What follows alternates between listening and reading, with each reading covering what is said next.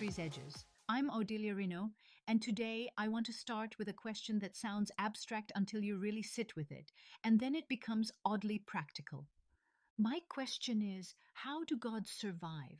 I don't mean in the way theologians talk about survival, with eternity and omnipotence and all the comforting abstractions, but in the messy, human way that belief actually works over time. Because once you strip religion of its poetry and its rituals, gods have a very concrete problem. They only exist as long as people believe in them, and belief is not a given. It has to be maintained, protected, and sometimes aggressively defended. So, in practice, gods have options. They can recruit slowly and patiently through prophets, stories, miracles, and promises, hoping that new followers will abandon old habits and loyalties in favor of a new way of seeing the world. They can rely on inheritance, trusting that belief is passed down through families and traditions, taught to children before those children are old enough to ask uncomfortable questions. Both methods work sometimes. And then there is the option nobody likes to say out loud. A god can survive by eliminating its rivals. If you can prove that another god no longer works, you don't need to persuade anyone. You don't need philosophy or debate. You just have to let people watch what happens when prayers stop being answered and when priests suddenly have nothing to offer but excuses. In an economy of belief, nothing travels faster than the visible collapse of a god's power. That is the lens I want to use today. So let's talk about how gods survive. In Sumerian and Akkadian religion, the heavy hitters are storm and water gods. Enlil is the god of wind, storms, and authority, volatile and easily annoyed. Ea, also called Enki, is the god of fresh water, wisdom, and creation, clever and pragmatic. Water is not a background element in these mythologies. It is how religion started in the first place. In a society that depended on river flooding for survival, any catastrophic flood was seen as an act of the gods. For early civilizations, the logic was simple. Water came from the tops of mountains, so that's where the gods lived. Therefore, when the waters destroyed crops during the flooding season, it was an act of God, punishing them for something they had done. In the Epic of Gilgamesh, the flood happens because the gods lose patience with humanity. Enlil wants them wiped out. Ea secretly warns Utnapishtim to build a boat. The gods argue. They panic. They regret the flood once it spirals out of control. These gods are powerful, but they do not fully command what they unleash. When Yahweh moves into the area, he adopts the flood as a tool, but doesn't copy its methodology. Yahweh plans the flood alone. He chooses its timing, controls its scale, and deliberately selects survivors. There is no divine committee meeting afterward, no regret, no loss of control. The storm and water gods who once owned this weapon are quietly replaced. The message to anyone familiar with Mesopotamian mythology is unmistakable. The flood still comes, but Enlil doesn't command it anymore. Ea doesn't outsmart it. Water answers to Yahweh now. In the ancient world, floods were the ultimate demonstration of power. By mastering them, Yahweh positions himself as something new, a God who does not merely wield nature, but governs it absolutely. Let's look at another example. Once you understand that gods survive inside an economy of belief, the plagues of Egypt stop looking like divine temper tantrums and start looking like a very intentional dismantling of a rival system. Egypt is not some religious backwater. It has one of the oldest, richest, and most stable pantheons in history, complete with specialized gods, priesthoods, rituals, and a cosmic order that explains everything from agriculture to kingship. Yahweh doesn't arrive to debate amateurs, he walks into the major leagues. The opening target is Hapi, the god of the Nile. Hapi is not flashy, but he is indispensable. He controls the annual flooding that keeps Egypt alive and quite literally makes civilization possible. When the Nile turns to blood, Yahweh is not performing a stunt. He is attacking Egypt's most reliable god, the one everyone quietly depends on, even more than the glamorous ones. But he doesn't stop there. Yahweh goes on a full war of elimination. He brings the frogs, which pull Heket into the spotlight. Heket is a fertility goddess, often depicted with a frog's head, associated with birth, renewal, and life emerging from water. Frogs are sacred because they appear after the Nile floods, signaling rebirth. Yahweh weaponizes that symbol. He floods Egypt with Heket's own iconography until fertility becomes infestation. The goddess of life becomes unbearable. When dust turns into lice or gnats, the duel shifts toward Geb, the god of the earth, and toward the priestly system itself. Egyptian priests must remain ritually pure to serve the gods, and now the very ground they stand on betrays them. The earth god cannot keep his domain clean, the priesthood cannot function. The plague of flies undermines Khepri, the god associated with creation and transformation, and also signals that protective deities have lost control of boundaries. Sacred space dissolves. Homes, temples, and palaces are all equally vulnerable. Livestock disease strikes next, directly challenging Hathor, the cow goddess of fertility, motherhood, and nourishment, and Apis, the sacred bull, a living symbol of divine strength and royal power. When sacred animals die en masse, it is not just economic devastation, it is theological humiliation. The gods are killing their own symbols. Boils follow, and now Imhotep, the god of medicine and healing, is exposed. Even the priests, the professionals, the intermediaries between gods and humans, are afflicted. Healing gods who cannot heal their own representatives lose credibility fast. Hail and fire falling from the sky challenge Nut, goddess of the sky, and Shu, god of air. Egypt's cosmic order depends on these gods holding their positions, keeping the heavens stable. When fire rains down mixed with ice, the sky itself behaves incorrectly. Locusts mop up what remains, finishing off Egypt's agricultural gods and leaving no plausible explanation intact. And then comes the decisive blow: darkness. This is Yahweh versus Ra, the sun god, the centerpiece of the Egyptian pantheon. Ra is not just another god, he is the guarantor of order, time, and kingship. Pharaoh rules because Ra rises every morning. When the sun fails for 3 days, the entire theological system freezes, time stops, and authority evaporates.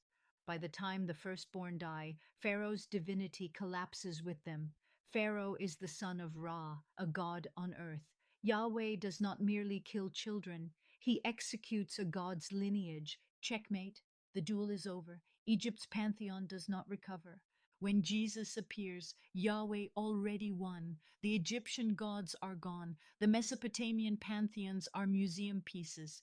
Israel's God has survived exile, conquest, and humiliation, and has done something remarkable in the process. He has centralized belief around law, covenant, and a single sacred location, the temple in Jerusalem. This is a very stable setup. Yahweh's position is secure, which makes Jesus a problem because Jesus does not challenge Yahweh's existence. He challenges Yahweh's operating model. The temple is the heart of the system, and Jesus walks in and flips the tables. This is not a tantrum, this is a theological attack. The temple runs on sacrifice, purity laws, money changers, and priestly authority, and suddenly Jesus declares the whole mechanism unnecessary. Forgiveness no longer requires animals, blood, or priests. Access to God becomes portable. That alone is revolutionary. In the economy of belief, Jesus is not adding a feature, he is destroying infrastructure. And then Jesus does something even more dangerous: he dies. In Yahweh's world, sacrifice is a transaction. Something dies so order can continue. Jesus reframes sacrifice as a final act. No more repetition, no more temple economy, one death, permanent effect. The old sacrificial model is rendered obsolete by its own logic. This is not rebellion against God. This is a hostile takeover executed using the system's own language. Now add Rome. Rome is not monotheistic, but it is very good at gods. Jupiter, Mars, Apollo, the divine emperor. These gods do not care about moral purity. They care about order and loyalty. Jesus does not directly challenge them either, but he undermines their foundation by refusing to participate in the logic of power. He does not overthrow Rome, he makes it irrelevant. Crucifixion is meant to humiliate. Instead, it becomes the key element in a movement's branding. Rome kills Jesus publicly to prove supremacy. Christianity turns the execution into proof of divine favor. This is a devastating inversion. A dead criminal outlives the gods of his executioners. By the time Christianity spreads, it no longer needs to duel Jupiter or Mars directly. It simply waits. Jesus does not eliminate rival gods by force, he starves them. And this sets the stage for the most uncompromising duel of all, the one where incarnation itself becomes the battlefield, and where Allah will later step in and say very firmly, absolutely not. When Islam enters the historical stage, the duel between gods stops being symbolic and becomes unmistakably physical. This is no longer about humiliating rival deities with plagues or undermining systems with paradox and sacrifice. This is about conquest in the oldest sense of the word, taking land, taking people, taking sacred space, and making the previous gods unworkable in everyday life. The first act sets the tone. Before Islam, the Kaaba was not a neutral shrine waiting patiently for monotheism. It is the religious clearinghouse of Arabia, packed with gods. Tradition places their number at around 361 for each tribe, each with a name, a function, and a constituency. Mecca had a working religious economy. At the center stands Hubal, the dominant god of Mecca, a lunar and divinatory deity whose statue controls the city's ritual life. Around him are Allat, a powerful mother goddess tied to fertility and prosperity, Aluza, a fierce warrior goddess associated with protection and might, and Manat, an ancient goddess of fate and destiny, feared precisely because she does not bargain. These are not minor spirits. These gods decide war, trade, birth, and death. They have priests, rituals, and history. When Muhammad returns to Mecca, there is no negotiation with this pantheon. The idols are physically destroyed. One by one, the gods that structured Arabian life are reduced to rubble inside their own house. Their worship does not fade gradually, it ends in a single act of violence. This is nothing less than an execution of an entire pantheon. What makes this moment decisive is not just that the gods die, but that their home survives. The Kaaba is not demolished, it is cleansed and rebranded. The building remains sacred, but the sacredness now belongs exclusively to Allah. The people who once circled their gods continue circling, but the meaning of the movement has changed. In one afternoon, an entire religious ecosystem is eliminated. From there, the pattern repeats at scale. As Islamic rule expands beyond Arabia, conquest does not merely change rulers, it changes reality. Cities that had been Jewish, Christian, Zoroastrian, and pagan for centuries are absorbed into a new legal and religious order. The duel is not fought in theological tracts. It is fought in tax systems, courts, calendars, and daily obligations. Sacred space is again the prize. Jerusalem is taken. On the Temple Mount, where Judaism lost its temple and Christianity lost its Christ, Islam builds something new and declares the site Islamic by origin. Jerusalem changes ownership. Then comes a move so clear it is almost too honest, Hagia Sophia. Built as the greatest church in Christendom, the architectural embodiment of Christian imperial theology, Hagia Sophia was not destroyed when Constantinople fell. It is taken. The building continues to dominate the skyline, but it speaks a new language. Just as Jerusalem and countless other sacred spaces have been repurposed, Hagia Sophia is repurposed. Then comes the conquest of history itself. Islam absorbs Abraham, Moses, David, Solomon, and Jesus, not as shared property, but as Islamic figures. The past is retroactively annexed. Judaism and Christianity are allowed to survive, but they no longer own their own ancestors. By the end of this process, rival gods are not refuted, they are rendered powerless. In the economy of belief, this is the cleanest victory of all. You do not need to kill a god if you can take his house, his people, his calendar, his past, and his future. You let him linger, private and quiet, until he no longer shapes the world. And that is how gods win when the duel becomes real. Thank you for listening. If this way of looking at belief feels uncomfortable, that is kind of the point.